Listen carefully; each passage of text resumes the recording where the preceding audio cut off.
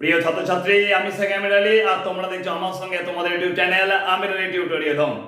গ্র্যাজুয়েশনের বিভিন্ন রকম গুরুত্বপূর্ণ সাজেশন সিলেবাস অবশ্যই তোমাদের সামনে নিয়ে আসছি। কারণ তোমরা অবশ্যই এই চ্যানেলটাকে এমন জায়গায় পৌঁছে দিচ্ছ যে জায়গাটায় পৌঁছানো অবশ্যই আমার একার পক্ষে কখনোই সম্ভব ছিল না। তার জন্য অসংখ্য ধন্যবাদ তোমাদেরকে সবার আগে।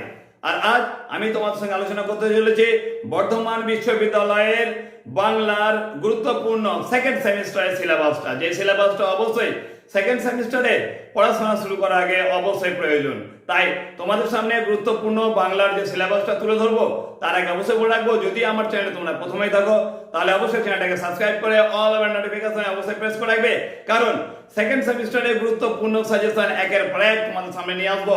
বিভিন্ন বিষয়ে গুরুত্বপূর্ণ সাজেশন আনবো, তার জন্য অবশ্যই সেটাকে সবার আগে পাওয়ার জন্য অবশ্যই অল ওভার নোটিফিকেশনে প্রেস করে রাখবে। তো চলো দেখে নাও সেকেন্ড সেমিস্টার বাংলার গুরুত্বপূর্ণ মেজর মাইনর এসএসসি সমগ্র সিলেবাসটা তোমরা দেখতে পাচ্ছ তোমাদের সামনে একদম নিখুঁত সিলেবাসটা তুলে ধরেছি। বর্ধমান বিশ্ববিদ্যালয়ে বাংলা প্রথমে মেজর সেকেন্ড সেমিস্টারের সিলেবাস 2024 সালের। প্রথমে তোমাদের বলে রাখি, তোমাদের পড়তে হবে বাংলা সাহিত্য ইতিহাস।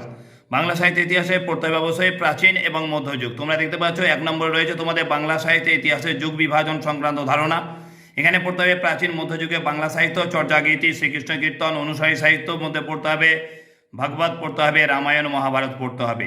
2 নম্বরে তোমরা দেখতে পাচ্ছ তোমাদের রয়েছে চৈতন্য জীবনী ও বাংলা সাহিত্যে চৈতন্য প্রভাব।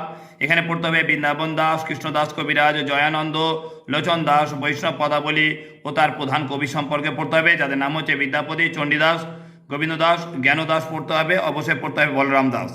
তারপর তোমরা দেখতে পাচ্ছ 3 নম্বরটা রয়েছে মনসামঙ্গল, চণ্ডীমঙ্গল, ধর্মমঙ্গলের কাহিনী এখানে তোমাদের পড়তে হবে।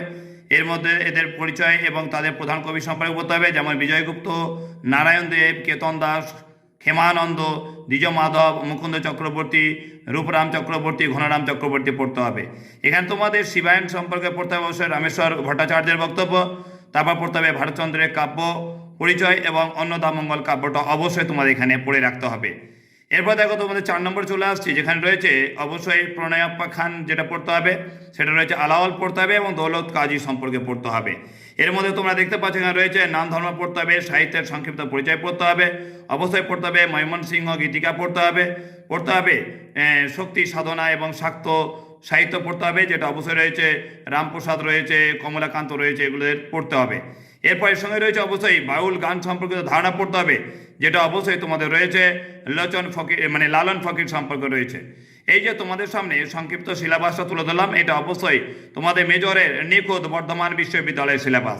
এই সিলেবাসটাকে অবশ্যই তোমাদের সেকেন্ড সেমিস্টারের সিলেবাস হিসেবে অবশ্যই তোমরা নিখুঁত বলেই মনে করবে।